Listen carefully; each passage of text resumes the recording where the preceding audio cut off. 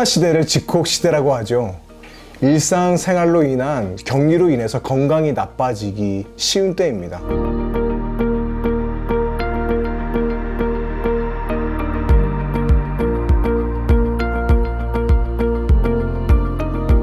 건강뿐만 아니라 정신적으로 병들기 쉬운 때가 바로 코로나 시기입니다.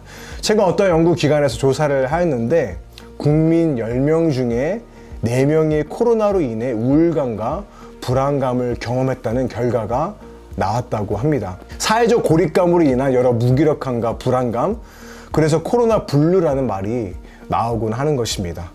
이렇게 코로나 우울이 덮치게 되면 영적으로도 병들기가 너무나 쉽습니다. 왜냐하면 육적인 건강과 영적인 건강이 분리되어 있는 것이 아니라 연결되어 있기 때문입니다.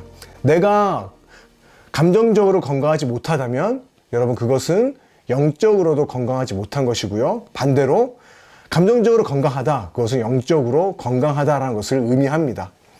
어떤 사람들은 이렇게 말할지 모르겠습니다. 다른 거 하지 말고 이때는 무조건 기도해야 돼. 맞습니다. 틀린 말 아니죠. 우리가 정말로 힘써야 하는 것이 바로 기도입니다. 저는 이 기도를 계속해서 강조할 거예요.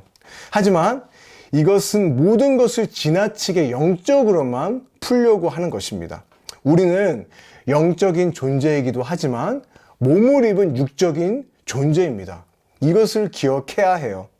그래서 사도 바울은 로마서 12장 11절 12절에서 이러한 말을 합니다. 부지런하여 게으르지 말고 열심히 품고 주를 섬기라. 그리고 13절 소망 중에 즐거워하며 환난 중에 참으며 기도에 항상 힘쓰라. 이 구절 어떠합니까? 사도 바울은 무조건 기도만 하라고 하지 않죠.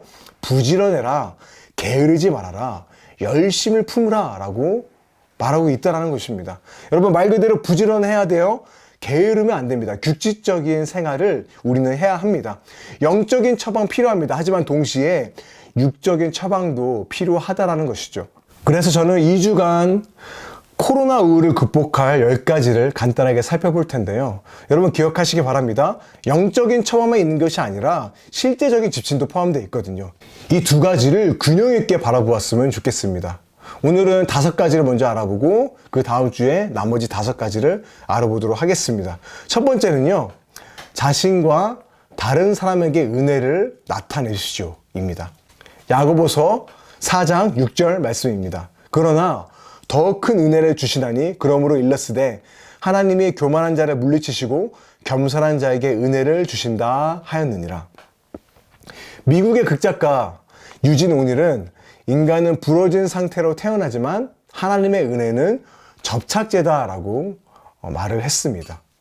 아무리 우리가 건강치 못한 상황 가운데 있더라도 하나님의 은혜가 그 모든 것을 치유하는 해결 책임을 말하고 있는 것이죠.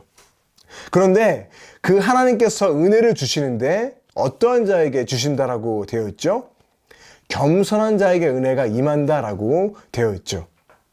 그래서 우리는 먼저 기억해야 합니다. 10가지 시도, 이것을 하나하나 다 한다 해도 우리가 반드시 기억해야 될 게 뭐냐면 하나님의 은혜 토대 없이는 우리는 아무것도 할 수 없다라는 겸손함이 필요한 것입니다. 먼저 이것을 우리가 인정하고 나머지를 살펴보았으면 좋겠습니다. 여러분 교만은요, 내가 할 수 있다는 것이죠. 이러한 마음 상태는 하나님의 은혜가 들어갈 여지가 없는 거예요. 하지만 그 모든 교만과 잘못된 병든 우리의 욕망을 치료하는 것은요, 겸손입니다. 겸손한 자에게 은혜를 주시고 그 은혜가 우리를 건강하게 만들어 줄 것입니다. 하지만 우리는 겸손해야 된다는 것을 알면서도 겸손을 좀처럼 실천하지 않는 것 같아요. 그냥 나 자신을 낮추는 것을 겸손이라고 우리는 막연하게 생각을 하죠. 하지만 여러분, 겸손의 본질이 뭐냐면 겸손은요, 나 자신에게 집중하지 않는 것입니다. 그래서 이번 시간에 겸손을 우리가 실천하기 위해서 적용하기 원하는 것은요, 나에게 집중하는 것이 아니라 다른 이들을 위해서 섬기는 것을 적용하였으면 좋겠습니다. 힘든 상황 가운데 처하게 되면 여러분 우리는요 다 그래요. 움켜쥐게 되고 움츠러지게 되고요, 지나치게 나에게 집중하게 됩니다. 하지만 시선을 돌려서 나에게 집중하지 말고 다른 이들에게 돌려서 작은 방법이라도 주변 사람들을 섬기는 겸손을 더하시기를 바랍니다. 특별히 코로나 시대일수록 남보다는 내 건강만 챙기기 쉬운 때이잖아요. 여러분, 이럴 때일수록 겸손을 실천하기 너무나 좋은 때이죠. 그래서 함께 이 겸손을 실천했으면 좋겠습니다. 두 번째입니다. 자신의 영혼을 충전하는 일을 매일 하라입니다. 여러분, 건강을 위해서 좋은 영양소를 우리가 먹죠. 마찬가지입니다. 영혼을 위한 것도 충전하는 일도 우리는 필요해요. 야고보서 1장 21절 말씀입니다. 너희 영혼을 능히 구원할 바 마음에 씹어진 말씀을 온유함으로 받으라. 말씀을 먹어라. 여러분, 우리의 영이 건강해지려면 말씀을 먹어야 됩니다. 내 힘으로 할 수 없습니다. 말씀을 의지하는 것, 이것 또한 겸손입니다. 시편 92편 2절 말씀입니다. 아침마다 주의 사랑에 감사하며 밤마다 주의 성실하심에 감사하라 말하고 있죠. 여러분, 이 구절에 아침마다 밤마다라는 이 부분을 우리가 집중해서 보았으면 좋겠습니다. 특정한 시간을 말하고 있어요. 어느 한때만 먹는 것이 아니라 매일매일 정기적으로 말씀을 먹으라고 우리에게 권면하고 있다라는 것이죠. 그래서 여러분, 우리는요, 말씀을 먹되 매일매일 꾸준함을 가지고 정해진 시간에 규칙적으로 먹어야 된다는 것입니다. 그래서 세 번째는요, 간단한 경건 루틴을 정하라 입니다. 에베소서 5장 15절 16절 말씀 보게 되면 이런 말씀이 있어요. 그런즉 너희가 어떻게 행할지를 자세히 주의하라. 지혜 없는 자 같이 하지 말아라. 오직 지혜 있는 자 같이 하여 세월을 아끼라. 때가 악하니라 라고 말씀하고 있습니다. 이 말씀에서 두 가지를 살펴볼게요. 첫 번째는요, 자세히 주의하여 입니다. 이것은 여러분, 어떻게 살아가는지 살피라는 거예요. 여러분들의 삶이 어떻게 지금 흘러가고 있는지 자세히 살피라는 것입니다. 그리고 세월을 아끼라라고 이야기를 하고 있죠. 여러분, 세월을 아끼는 것은 시간을 그냥 흘려보내지 말고 규모 있게 쓰라는 것입니다. 여러분, 시간 또한 하나님께서 우리에게 주신 선물이죠. 그래서 여러분, 이 시간을 마구 사용하는 것은요, 하나님께서 기뻐하지 않으시는 삶의 모습입니다. 그래서 우리가 처음 이야기했던 것처럼 우리는요, 시간을 잘 사용해야 되고 잘 계획해야 됩니다. 부지런해야 되고요, 게으르지 말아야 합니다. 그래서 적용하기 원하는 것은요, 하루의 계획을 정하시기를 바랍니다. 여러분, 너무 늦게 자지 않도록 수면 시간을 정하시기 바랍니다. 또 매일 같은 시간에 식사를 하고요, 여러분 꼭 운동을 하시기 바랍니다. 20분이든 짧게라도 매일매일 운동을 하시기 바랍니다. 여러분, 이게 육적인 게 아니에요. 그리고 내가 언제 일하고 언제 휴식할지를 정하시기를 바랍니다. 그래서 하루를 바라볼 때에 정말 내가 하나님께서 주신 시간들을 잘 아끼고 잘 사용했다라고 여기는 한 주간을 살아보셨으면 좋겠습니다. 네 번째는요, 너무나 많은 미디어를 시청하지 마십시오.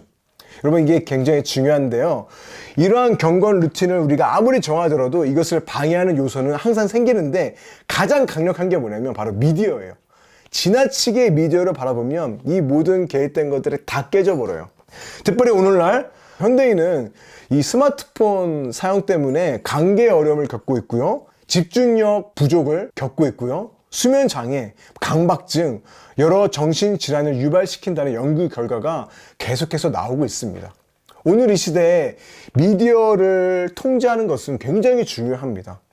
제자도에 굉장히 중요한 요소가 되어버렸어요. 그래서 여러분, 이게 나쁜 게 아니지만, 악은 아니에요. 하지만 여러분이 통제해야 되고 지나치게 많은 미디어를 보는 것을 삼가해 주시기 바랍니다. 이것을 계획해야 돼요. 예수님께서는 마태복음 6장 22절, 23절에서 이렇게 말씀하셨습니다. 눈은 몸의 등불이다. 그러므로 내 눈이 성하며 온몸이 밝을 것이요 눈이 나쁘면 온몸이 어두울 것이니 그러므로 내게 있는 빛이 어두우면 그 어둠이 얼마나 더하겠느냐. 내 눈이 지금 물리적으로 무엇을 바라보고 있느냐라는 것이 우리의 영혼에 영향을 끼친다는 것입니다. 육적인 행동이 영적인 결과에 영향을 끼친다는 거예요. 그래서 미디어 사용에 있어서 선별해야 되고요, 나에게 유익이 되지 않는 영상은 끊어내시길 바랍니다. 그래서 시편 119편 37절 말씀 말합니다. 내 눈을 돌이켜서 허탄한 것을 보지 말게 하시고 주의 길에서 나를 살아내게 하소서. 우리가 붙들어야 될 말씀이죠. 혹시나 내가 너무나 많은 미디어 중독에 나도 모르게 있다 그러면 물리적으로 끌어내시기 바랍니다. 그래서 내 눈을 돌이켜서 허탄한 것을 보지 말게 하시고 말씀을 보시고요. 그래서 주의 길에서 살아나는 우리의 신앙이, 우리의 믿음이 건강해지는 우리 모두가 되었으면 좋겠습니다. 자, 마지막입니다. 계속해서 강조하는데요. 여러분, 이 싸움은 혼자 할 수 없습니다. 사랑하는 사람들과 매일 연결되도록 계획하시기 바랍니다.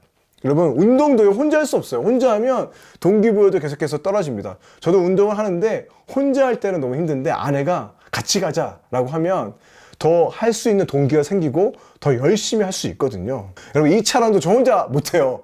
지금 아내가 촬영을 해주고 있거든요. 혼자 할 수 없습니다. 그래서 이 모든 것들 여러분 공동체로 모여서 함께 모이는 저희가 되었으면 좋겠습니다. 물리적으로 모일 수 없어. 여러분, 코로나 상황을 핑계대지 마시고요. 모일 수 없다면 카톡을 통해서 함께 말씀을 나누시고요. 줌을 통해서 만날 수 있잖아요. 함께 매일 연결되도록 계획하시기를 바랍니다. 데살로니가전서 5장 11절 말씀, 메시지 성경 말씀이에요. 서로 격려의 말을 하십시오. 소망을 든든히 세우십시오. 한 사람도 빠지거나 뒤처지는 일 없이 모두가 소망 안에 있게 될 것입니다. 계속해서 그렇게 하시기 바랍니다. 여러분, 이 말씀을 그대로 실천하는 여러분들이 되었으면 좋겠습니다.